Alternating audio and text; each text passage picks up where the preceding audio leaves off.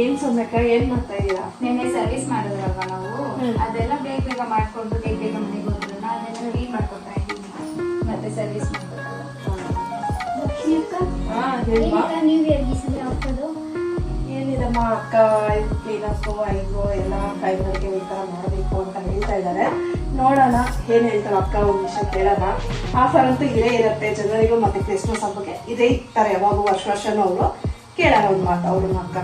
ಅಕ್ಕ ಕ್ರಿಸ್ಮಸ್ಗೂ ಮತ್ತೆ ಜನವರಿಗೂ ಆಫರ್ ಕೇಳ್ತಾ ಇದ್ದಾರೆ ಕಸ್ಟಮರ್ಸ್, ಏನ್ ಮಾಡೋದಕ್ಕ?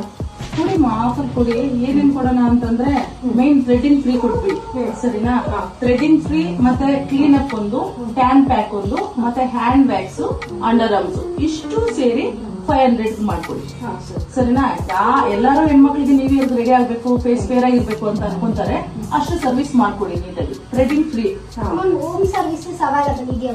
ಹೋಮ್ ಸರ್ವಿಸ್ ಹೋಗಿ ಇದೇ ಪ್ರೈಸ್ ಗೆ ಮಾಡ್ಕೊಡೋಣ. 500ಗೆ ಇಷ್ಟು ಸರ್ವಿಸ್ ನಾನೇನ್ ಹೇಳಿದೆ ಅಷ್ಟು ಮಾಡ್ಕೊಡೋಣ. ಓಕೆನಾ? ಹೋಮ್ ಸರ್ವಿಸ್ ಅವೈಲಬಲ್ ಇದೆ. ಓಕೆ.